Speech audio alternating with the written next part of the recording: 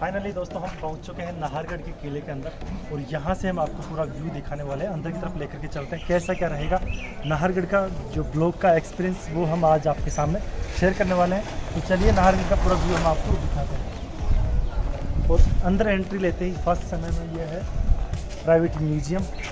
इसके लिए यहाँ पे काफ़ी फिल्मों की शूटिंग वगैरह भी हो चुकी है, तो आप यहाँ पे आगे देख सकते हो इसे।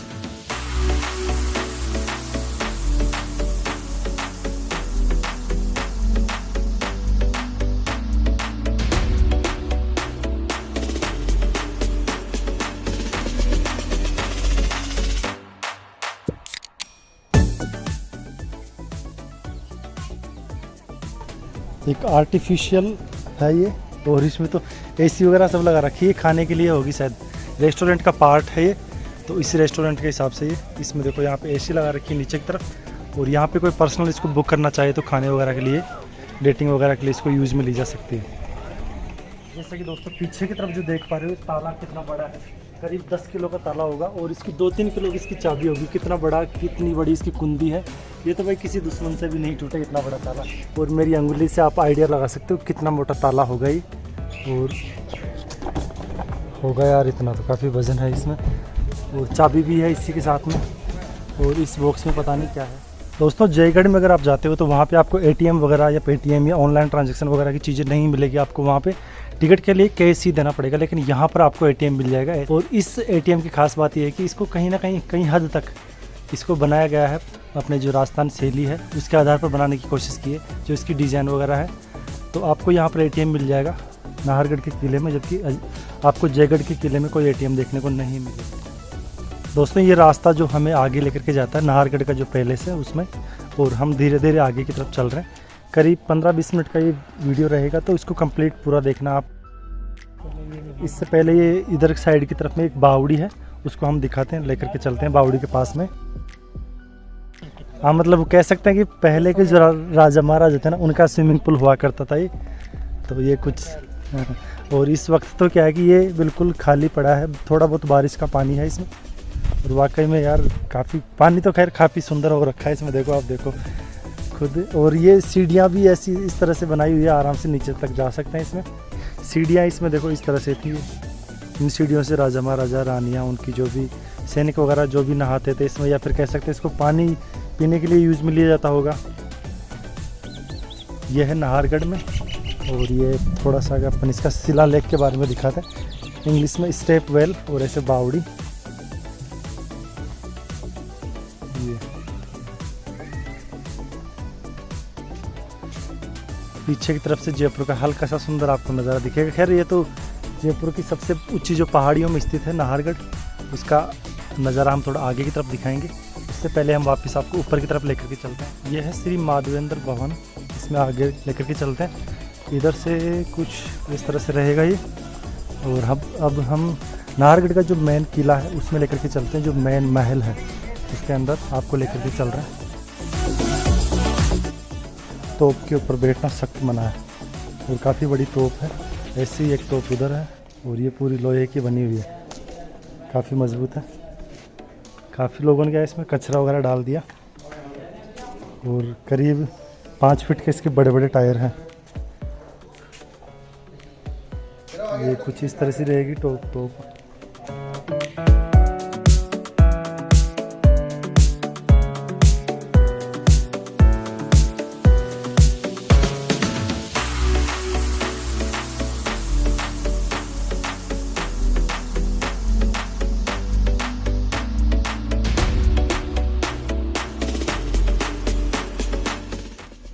नाहरगढ़ किले के अंदर हम प्रवेश लेते ही हमें 9 दरवाजे दिखाई देंगे, जो 4 अलग दिशा में हैं, 4 अलग दिशा में है, एक फ्रंट में रहेगा। इसमें पूरी जो राजा की रानियां थी, 9 रानियां, उनके लिए अलग अलग नाम से अलग अलग दिशाओं में इनके लिए महल बनाए गए हैं। हालांकि इस महल का उपयोग रहने के लिए बहुत कम किया जाता था, क्योंकि जो उनका निवास स्थान था वो सिटी पैलेस जयपुर और आमेर महल में हुआ करता था। ये तो उनका शाही रियासतों में आता था, जैसे कि फार्म हाउस के तौर पे कभी कभार, जैसे कभी आराम फरमाना हो या कभी दुश्मन से बचना हो, तो क्योंकि इस सुरक्षा की दृष्टि से काफ़ी अच्छे महल थे। महल के अंदर हम प्रवेश लेते हैं तो हर कमरे में, हर बरामदे में, हर बानकुंडी में या हर दिशा में अलग अलग कलर के और अलग अलग डिज़ाइन के वास्तु शास्त्र के अनुसार इनको रंग किया गया है, पेंट किया गया है। इनके ऊपर जो डिज़ाइन की गई है वो भी बहुत सोच समझ करके, बहुत ही मेहनत के तरीके से हिसाब से की गई है और इतनी खूबसूरत पेंटिंग्स इन पे की गई है। यदि आज के समय में अगर हम इन पे पेंटिंग करने बैठे तो बहुत समय लगता है, साथ ही यह पेंटिंग किसी मनुष्य के द्वारा किया जाना तो बड़ा मुश्किल है। उस समय में देखो कि किस तरह से इन्होंने, कितनी मेहनत के साथ में, कितने विद्वान लोग होंगे जो इतनी मेहनत से इन्होंने इतनी खूबसूरत तरीके से इन कमरों को रानियों के हिसाब से, जो 9 रानियाँ थी, अलग अलग पसंद के हिसाब से, अपनी पसंद के हिसाब से अपने एरिए को, अपने कमरों को या अपने महलों को उन्होंने अपने हिसाब से सजाया है। यहाँ पे इसके बाथरूम से लेकर के पूरी बरामदे, सीढ़ियाँ, A to Z जितनी भी कंप्लीट जगह है सभी में इन्होंने कलरफुल ऐसे तरीके से चित्रांकित कर रखा है और बहुत ही प्यारे और अद्भुत नज़ारे आपको इस महल में देखने को मिलेंगे। आमेर महल, जयगढ़ महल और जो नाहरगढ़ का महल है, इन सभी में से खूबसूरत और ढंग से रख रखाव की गई है वह है नाहरगढ़ के पैलेस की।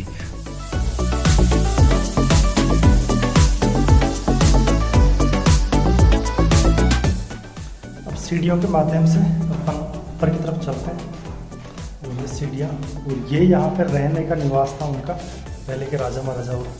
और इनकी जो फिनिशिंग देखो यार, कलर वगैरह किस तरह से कर रखा है। ये गेट वगैरह, ये फर्स्ट मंजिल पे हैं हम, फर्स्ट तल के ऊपर नाहरगढ़ फोर्ट में।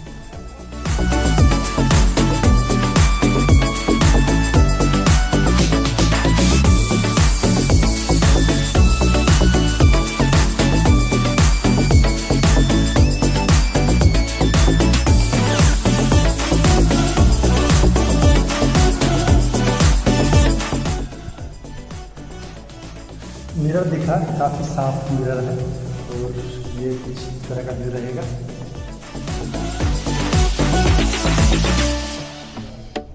दोस्तों ये गेट देख पा रहे हो, गेट में कहीं पर भी लॉक वगैरह, कुंदा वगैरह कुछ भी नहीं है, पर मैंने देखा कि यार ये किसकी चीज़ है, तो ये कुंदी है, इसको हल्का सा अपन नीचे करेंगे ना तो ये गेट में एक कुंदी खुल जाएगी। तो ये देखो गेट खुल गया और ये कमरे टाइप के कुछ इस तरह के हैं। तो वापस मतलब उस ज़माने में यार इतनी अच्छी टेक्नोलॉजी थी। अभी जैसे अपन कुंडी को ऊपर लगा दिए, ये लॉक हो गए। नीचे की तरफ यहाँ पे भी चाबी लगाने के था। तो इस तरह से देखो ये किवाड़, जो किवाड़ है, काफ़ी दरवाज़ा काफ़ी पुराना है। और पीछे की तरफ जो महल है ये आप पूरा देख ही पा रहे होंगे। आइए हम आपको वो दिखाएं महल के बारे में।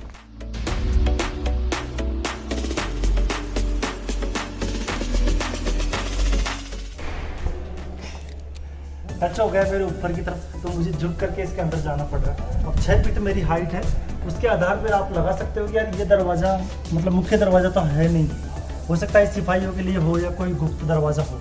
इसके माध्यम से हम आपको ऊपर के लेके चलते हैं। लेकिन मेन बात देखो, इस सीढ़ियाँ है ना, ये 1.5 फीट की जगह की सीढ़ियाँ हैं, इनमें परस्पर 2 आदमी बराबर तरीके से नहीं आ सकते। ये जो पीछे के बैकग्राउंड में जितने भी छतरियाँ हैं ना, हर कोई आने वाला बंदा यहाँ पे हमेशा फोटोग्राफी जरूर करता है।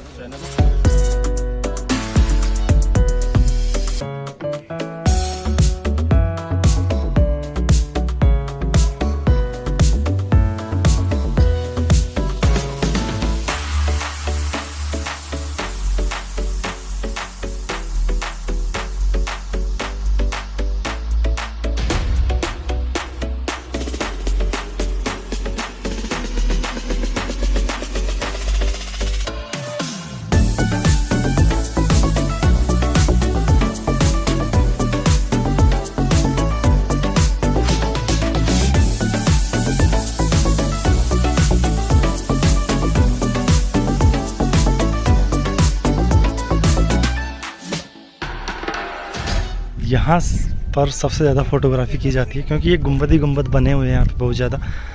और ये है नाहरगढ़ के जो किला है उसके अंदर, और यहाँ से अपने को पूरा जयपुर कवर करता हुआ दिखाई देता है एक ही इमेज के अंदर। सामने में जैसे कि शायद विधानसभा ही है वो, उसे देख पा रहा हूँ। इस किले की छत के ऊपर यहाँ पर दर्जनों पर फिल्मों की शूटिंग हो चुकी है, कहीं ऐड फिल्मों को यहाँ पे फिल्माया जा चुका है। साथ ही यहाँ से करीब आप 10 किलोमीटर दूर तक के जयपुर को आप आराम से देख सकते हो। यहाँ की जो बड़ी बड़ी गलियाँ और इतने बड़े बड़े मतलब गलियारे हैं ना, जो एक दूसरे से जुड़े हुए हैं, सटे हुए हैं, सुरक्षा की दृष्टि से इनको बनाया हुआ है इस तरह से खूबसूरत तरीके से, और करीब दर्जनों भर इसमें चौक होंगे, कमरे होंगे।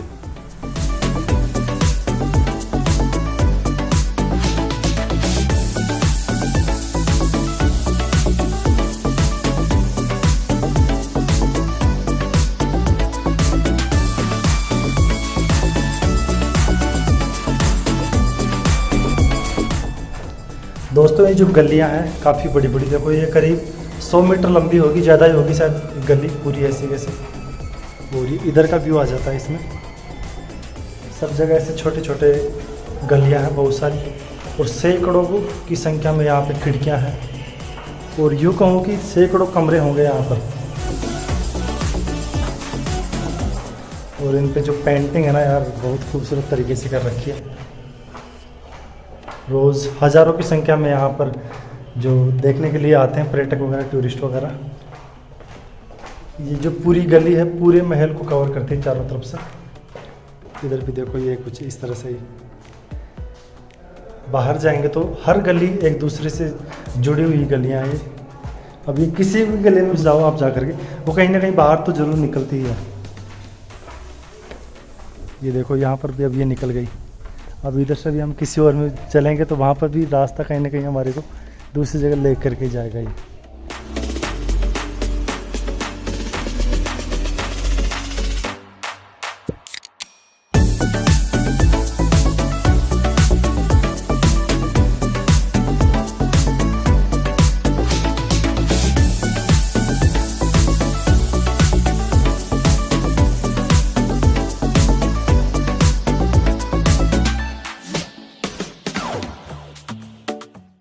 हर कमरे में अलग अलग तरह का कलर है।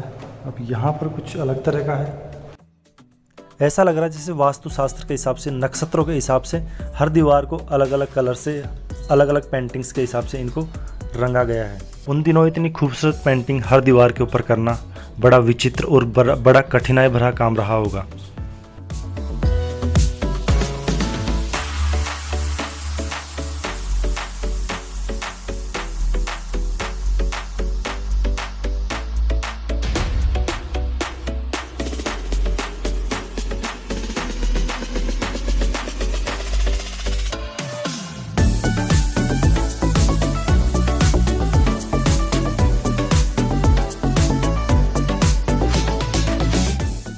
महल के चारों तरफ हर कमरे में ये छोटी छोटी जो खिड़कियां हैं, इनको आप देख पा रहे होंगे। इन खिड़कियों की खास बात यह है कि इन खिड़कियों को अलग अलग कलर से हर छिद्र में अलग कलर किया गया है, जिससे कि हर छिद्र के माध्यम से एक अलग रोशनी कमरे में जाए, बरामदे में जाए या महल के अंदर जाए। आजकल तो खैर लाइटिंग की जो व्यवस्था, अलग अलग कलर की लाइट आपको उपलब्ध हो जाती है, लेकिन उस ज़माने में कितनी टेक्नोलॉजी नहीं होने के बाद भी इतनी गजब की तरीके से इनको इस तरह से दिमाग लगा करके अलग अलग रोशनी का लुत्फ़ उठाया जाता होगा।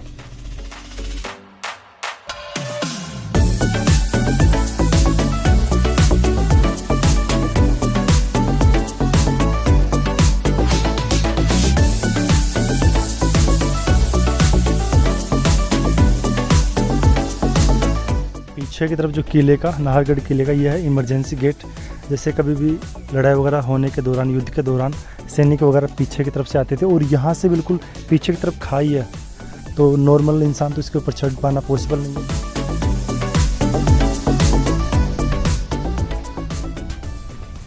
सामने ये वही चीज़ें आ गई जो अम्बागढ़ में मैंने बताई थी आपको, आमेर के महल में बताई थी, जयगढ़ के महल में भी, और ये वही चीज़ें हैं। बंदूक वगैरह लगा करके दुश्मनों के ऊपर कोई चढ़ने की कोशिश करे तो यहाँ से गर्म पानी, गर्म तेल या कोई भी तरल पदार्थ उनके ऊपर डाल करके उनको रोकने की कोशिश की जाए। बंदूक वगैरह से यहाँ पे उनसे वार किया जाए। जो छोटे छोटे क्षेत्र है, दूर दूर तक का ये जो नज़ारा आप यहाँ से देख सकते हो, ये पूरे जयपुर का कवर आपको ये करता हुआ दिखाई देगा पीछे की तरफ। और नीचे की तरफ जो बता रहा था मैं इमरजेंसी गेट है, वो इमरजेंसी गेट आपको दिख रहा हो तो ये इधर से है, और इधर से देखो ये आता हुआ ये सामने ये इधर की तरफ बाहर निकल रहा है। और ये देखो कितनी खड़ी चढ़ाई है ना, इसके ऊपर यहाँ चढ़ पाना मतलब नॉर्मल आसान काम नहीं है।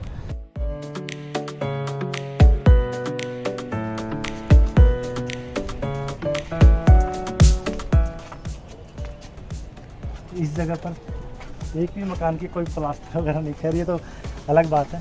तो दोस्तों ये जो मेरे सामने है, यह है सनसेट पॉइंट। इस जगह पर अभी इस वक्त करीब 3 बज गए और 3 बजे इस वक्त धूप हो रही है। आज क्या है, बारिश का मौसम है। इस दौरान जो उजाला है, प्रकाश है, जो सूरज है वो बादलों के पीछे छिपा हुआ था, दिख नहीं रहा। अगर शाम के समय हम रहते हैं यहाँ पे तो सनसेट का जो मज़ा है, नारंगी कलर का, ऑरेंज कलर का जो सूरज दिखाई देता है ना आपको, एक अलग ही लुक और एक अलग ही चीज़ आपको दिखाई देता है। क्योंकि शायद पूरे जयपुर की सबसे ऊंची पहाड़ी है नाहरगढ़ की, और इसी जगह पर ऊंची पहाड़ी पर है सनसेट पॉइंट जहाँ पर हम आए हैं, और यहाँ से सनसेट का पॉइंट का नज़ारा आप बेहतर तरीके से आप देख पाते हैं। दोस्तों, नाहरगढ़ के जो सबसे बड़ा ऊपर का जो पॉइंट है सनसेट पॉइंट, वहाँ पर हूँ इस वक्त में। और वहाँ से मैंने गजब की चीज़ नोटिस की है, हर जगह पर अलग अलग चीज़ें दिख रही है। जो मकानों में एक कॉमन चीज़ मैंने देखी, अब सामने मैंने देखी है कि इन मकानों पे किसी पे भी कुछ ही मकान होंगे जिन पे प्लास्टर होगा बाहर की तरफ या कलर कर रखा होगा। अब यहाँ पर किसी ने भी कोई कलर वगैरह नहीं कर रखा होगा। हो सकता है कि इन्होंने कोई संयोग के रूप में या कोई किसी के कहने पर नहीं करवाया हो या क्या कुछ। लेकिन देखो, थोड़ा सा जूम करके दिखाता हूँ, शायद आप नहीं देख पा रहे होंगे इस मोबाइल कैमरे में, लेकिन जब आप यहाँ से आओगे तो आपको प्रॉपर तरीके से आप देख पाओगे। खैर, आपकी आँखें तो हज़ारों मेगापिक्सल की है, लेकिन कैमरे का इतना नहीं है।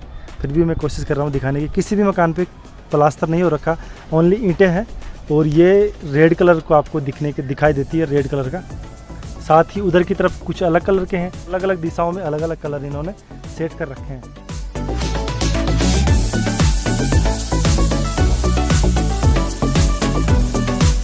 दोस्तों, 21वीं सदी में आज के समय में अगर अपन घर पर इस तरह का लुक दे तो हमें लोहे का एंगल या कुछ इस तरह से बनाना पड़ता है, जिस फ्रेम के माध्यम से, जिस पे छत डाली जाती है। और पहले के ज़माने में देखो, पत्थरों को किस तरह से सटा रखा है एक दूसरे के माध्यम से, और इस तरह से डिज़ाइन क्रिएट कर रखी है इन्होंने। ये देखो आप, और कितनी गजब तरीके की यार इनकी फिनिशिंग, और किस तरह से एक दूसरे से चिपके हुए पत्थर, और वो भी करीब 400, 500, 1000 साल पुराने हैं। 700 साल तो इसको बनाने में लग गए, आमेर, जयसिंह और नाहरगढ़ के किले को बनाने में लगे हैं उस दौरान। उसके बाद देखो, आज भी इनकी जो चीज़ें हैं ना, बिल्कुल प्रॉपर तरीके से, ऐसे कैसे ऐसा लगता है इसे कलर किया हुआ, पर इन पे कलर नहीं हो रखा बिल्कुल। देखो, ये ओरिजिनल पत्थर है, ये देखो आज भी, मतलब गजब की चीज़ है। कोई भी किसी तरह की कुछ भी इस पर नुकसान नहीं हो रहा, और पत्थरों की जो मतलब जंग वगैरह इन पे नहीं आ रहा। जैसे ये जंग, क्योंकि लोहा पाया जाता है ना, तो इस पर थोड़ा सा जंग यहाँ पे आया है। बाकी ये पत्थर अलग तरीके का, ये अलग तरीके का, ये अलग है। शायद हो सकता है ये अलग डूंगर का हो, ये अलग डूंगर का, और ये अलग जगह का हो। तो अलग अलग जगह की, अलग अलग क्षेत्र की इसमें डूंगर शैली या पत्थर शैली को लगा करके इसमें निर्माण किया गया है। तो पूरे किले के चारों तरफ है ये पूरा ऐसा ही। नीचे की तरफ आप देखोगे तो यहाँ पर भी आपको अलग अलग तरीके के बिल्कुल समतल पत्थर देखने को मिलेंगे, जहाँ पर पहले के समय में सैनिक खड़े हुआ करते थे, उनके घोड़े वगैरह, हाथी वगैरह, हर से इसमें चूने का इस्तेमाल किया गया है। आज के जो पत्थर होते हैं उनमें प्रॉपर तरीके से आप दोनों का कंपैरिजन देख सकते हो। जो ये फर्श है, ये की गई है आज के जो मतलब 10-20 साल पहले का होगा। देखो, इस पर काई जम चुकी है और कीड़े वगैरह इस पर पड़ चुके हैं, जिससे बारिश के समय में हो जाती है, जिनसे चूना ऑटोमेटिक छूट करके गिर जाता है नीचे की तरफ। और ये देखो, इन पर कुछ भी तरह का, इसी तरह का कुछ भी नुकसान इन पर नहीं हुआ है। पूरे टोटली इस तरह के देखो कितने गजब तरीके के पत्थर है। आज के समय के जो पत्थर है उनमें रूढ़ी लग जाती है, जिनके माध्यम से कुछ छोटे छोटे कीड़े वगैरह उनमें पड़ जाते होंगे, या उनमें से चूना गिरने लग जाता है। पर इन पत्थरों को देखो, कितना रगड़ लो, कुछ भी चूना आपको देखने को नहीं मिलता। तो पूरा हाथ रगड़ लिया मैंने, देखो कुछ भी नहीं आ रहा इसमें। और आज के समय में जो चीज़ें ना, सीमेंटेड वगैरह, ये सब चीज़ें मिलावटी आती है, और उस समय बिल्कुल ओरिजिनल चीज़ यूज़ की जाने वाली चीज़ें थी। और इनमें देखो प्रॉपर तरीके से मजबूती के साथ में चीज़ें हैं, बिल्कुल फ्रेश है। कितनी ही बारिश हो, कितने ओले गिरे, कुछ भी हो, बिल्कुल शेप तरीके से है। उस ज़माने में भी टेक्निकल चीज़ें हुआ करती थी, लेकिन वो उस समय के जो बुद्धिमान लोग थे वो उस तरह से चीज़ों को मैनेज तरीके से काम करते थे।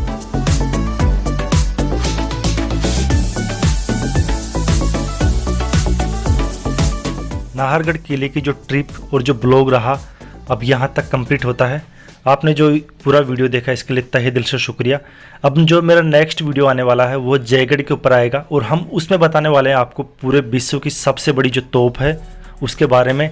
कंप्लीट उस वीडियो को ज़रूर देखना, और इस वीडियो को आपको अच्छा लगे तो शेयर कीजिए, अपने चैनल को सब्सक्राइब कीजिए। इसी तरह अपना प्यार और प्रेम हमेशा यूँ ही बनाए रखिए।